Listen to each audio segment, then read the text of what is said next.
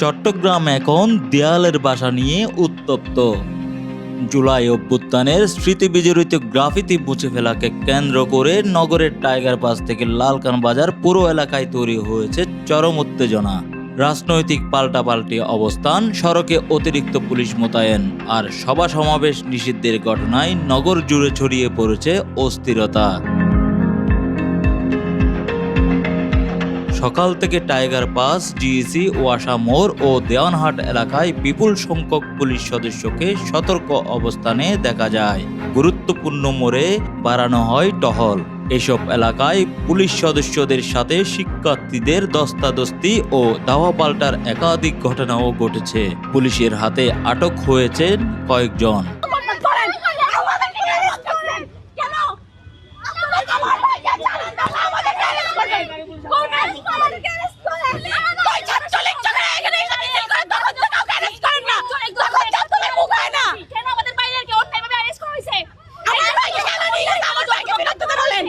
এরই মধ্যে পরিস্থিতি নিয়ন্ত্রণে রাখতে সর্বোচ্চ সতর্কতা নেওয়ার কথা জানিয়ে জিইসি মোড় থেকে দেওয়ানহাট পর্যন্ত সব ধরনের সভা সমাবেশ, মিছিল ও মিটিং নিষিদ্ধ ঘোষণা করেছে সিএমপি।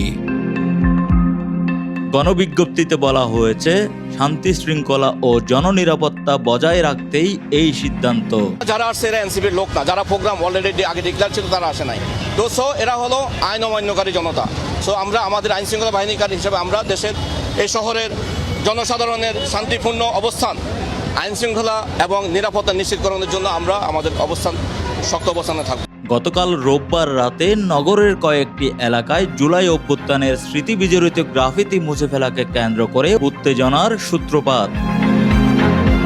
সামাজিক যোগাযোগ মাধ্যমে কয়েকটি দেয়ালের ছবি ছড়িয়ে পড়ার পর থেকেই শুরু হয় তীব্র প্রতিক্রিয়া। রাতেই নগর ভবনের সামনে জড়ো হন জাতীয় নাগরিক পার্টি এনসিপির নেতাকর্মীরা। তারা নগর ভবনের প্রবেশ মুখ বন্ধ করে দেয়। পরে দেয়ালে লেখা হয় জুলাইয়ের গাদ্দার, হুঁশিয়ার, সাবধান এবং এলিভেটেড এক্সপ্রেসওয়ের পিলারে বেশি ওঠে শাহাদাত ডাক্তার, জুলাইয়ের গাদ্দার।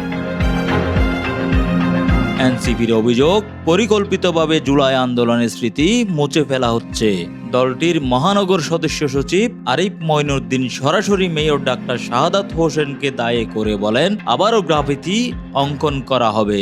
জুলাই গণঅভ্যুত্থানের যে গ্রাফিতিগুলো ছিল পিলারের মধ্যে, সেগুলো মুছে দেওয়া হয়েছে এবং সেখানে কন্ট্যাক্ট ফর অ্যাডভার্টাইজমেন্ট বা কল ফর অ্যাডভার্টাইজমেন্ট লিখে দেওয়া হয়েছে।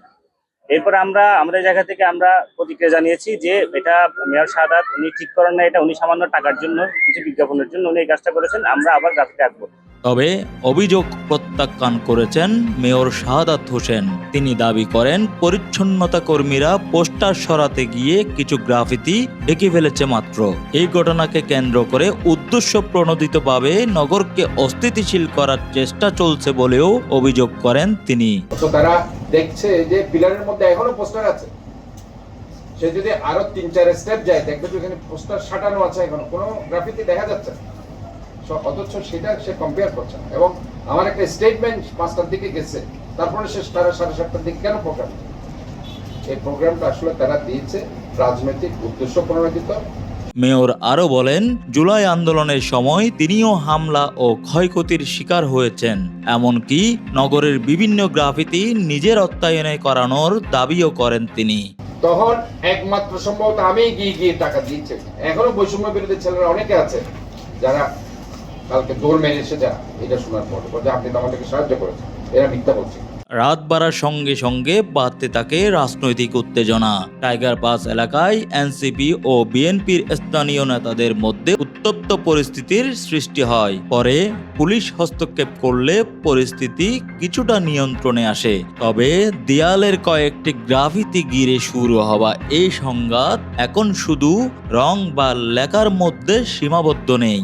জুলাই আন্দোলনের প্রতীক, স্মৃতি এবং রাজনৈতিক অবস্থান সবকিছু মিলিয়ে নতুন করে মেরুকরণের আভাস দেখছেন সংশ্লিষ্টরা। আর সে কারণে চট্টগ্রামের রাজপথে এখন কড়া নজর আইন শৃঙ্খলা বাহিনীর। রাজীব সেন প্রিন্স, চট্টগ্রাম সংবাদ প্রতিদিন।